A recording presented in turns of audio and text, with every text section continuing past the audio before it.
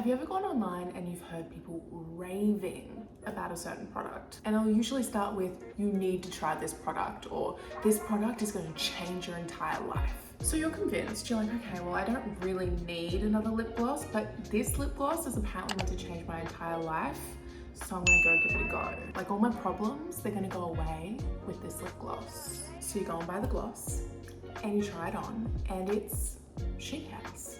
It's actually shit house. It's tacky, it's sticky.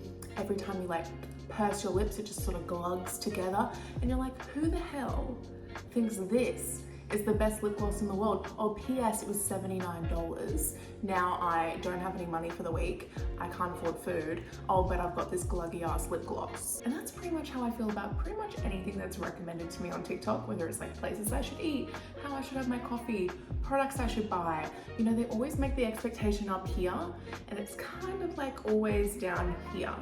You know what I mean? So that being said, let's go through all the overhyped beauty products that I have been recommended that didn't quite hit the spot. If there's any products in here that you absolutely love, obviously everyone's different, they just didn't hit the spot for me personally. So let's get into it. All right, I feel like this first one is really gonna ruffle some feathers. I love Drunk Elephant. I'm just gonna start there. And I know it has a huge cult following, especially in like younger demographics. But there's one product that just really, it did not hit for me. And that is their TLC Happy Scalp Scrub. This is it. I liked the idea of it. It has chemical exfoliants in it, so you can apply it on your scalp.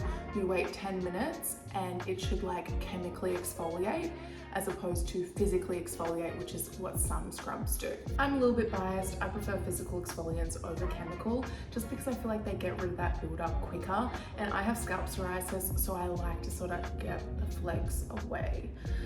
Whereas this, it takes a little bit longer. Also, another thing I thought was originally a bonus and now I actually find quite annoying is the packaging. So it has this little stem here. Stem, that's not the right word, but it helps you to easily sort of get the product into the roots. It's quite hard to squeeze the product out. It's quite a thick product, and getting it out, especially in the shower when your hands are all slippery, is quite a mission. Like you're double handing it like, and it's really quite annoying. And I just prefer if it was in a tub form. I actually think I'd prefer it a lot more if this was in a tub form, because this is expensive and I can't use a lot of the product. I've actually had this for I think a year and a half now, and I've just moved on because I'm like, can't get the product out, babe. A lot of people rave about this product, and look, I'd be raving home about it too if I could actually get the product out. Drunk Elephant pretty much never fails me in the skincare department, but this is one product that I'm just like, it's not really for me. Okay, let's move on to fragrance. I actually feel a little bit like a hypocrite because I did make a video on this saying how much I love the scent. Quite a number of times actually.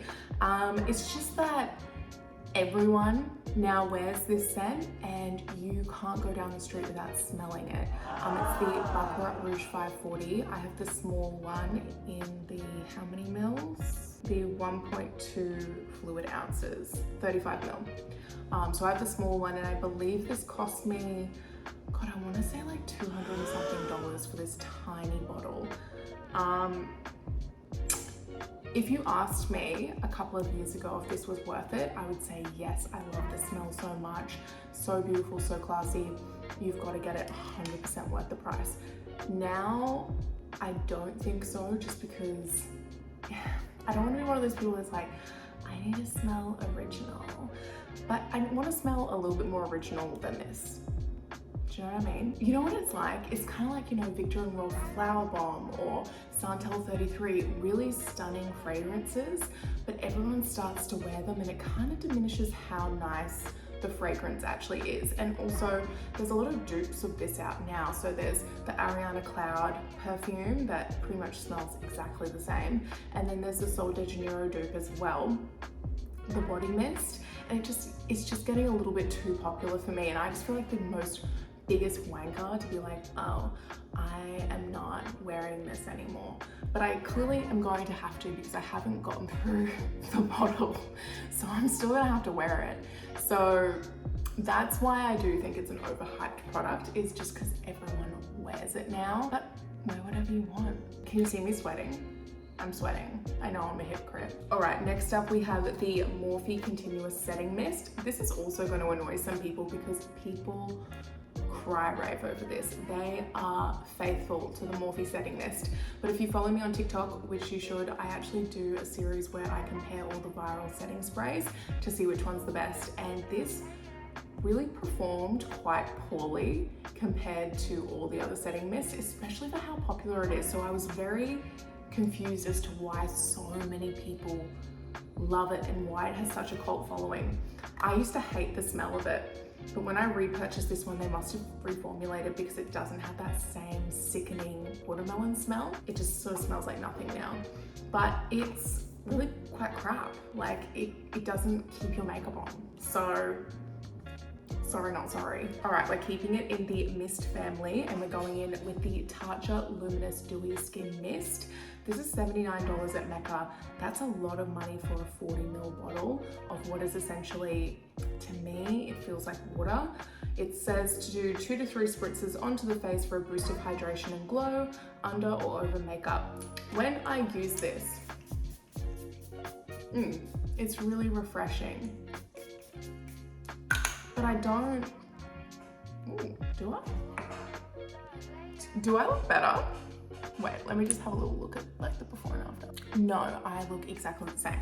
So I personally don't love this. It's a very light, fine mist on the face, kind of like, you know, a kitten is spitting on your face or something. Very light, very relaxing. You could put this in the fridge and it would feel so nice, but that's what it is. It's just a glorified water spray. Is that really mean? My sister, on the other hand, loves this product. She has very oily skin, so I feel like maybe this is just a very light, dewy hydration for people with more like normal to oily skin. Actually, is that what it says? No, it says normal to dry skin. Okay, well that concept goes out the window. But different strokes for different folks. You might love this product. It is quite expensive though, and I don't think it's worth it. Wait, hold the phone. Do I look glowier? Does the spray make me look glowier? I don't know, hold the phone on this one. Maybe it's not overhyped. Or maybe I'm just trying to convince myself. Or maybe it's just a really hot day. I don't know. Let me know in the comments, what do you think? Do you think that spray actually did anything for my skin? All right, this next product, it may not come as a surprise. It went viral on TikTok, but it did have a lot of mixed reviews. It's the MAC Lip Squirts. Still don't love that name. They come in a range of really cool colors and they're meant to like help color correct the lipstick that you have underneath. For example, if you have like a really warm shade of, I don't know, orange and you put the black on, it'll like neutralize it and cool it down a little bit. So these are really cool. That's not what the problem people are having with them is. The problem is the formula and the tube packaging. So it's a very soft formula. So you only need to bring it up one click to apply it. Otherwise the formula will it'll go everywhere. I also think that in hot climates, this is a troublesome product because it's prone to melting. I was filming this the other day for a TikTok and the product was melting. And Queensland winter, it's like maybe 20 degrees. So if it's melting in 20 degrees, I don't know if it's gonna do well in the majority of countries. Yeah, so that's the main reason I don't like the product. It also applies quite gluggily onto the lips, so you do have to use your finger to sort of evenly distribute the product around, which can get a little bit messy as well. I think that they should move this to a pot product. So a little pot with a little lip brush to apply on top of your lipstick. That would be perfect, and then it would be a great product. But until then, it's overhyped, baby. And you guys, that's the end of the video. These are all the products that I feel like they've been a little bit overhyped in the beauty space, particularly for how much attention we're giving to them. But I know there are so many more overhyped products, so let me know what your thoughts are down below. Which products do you think are getting way too much attention? And I might make a part 2. But other than that, I'll see you later.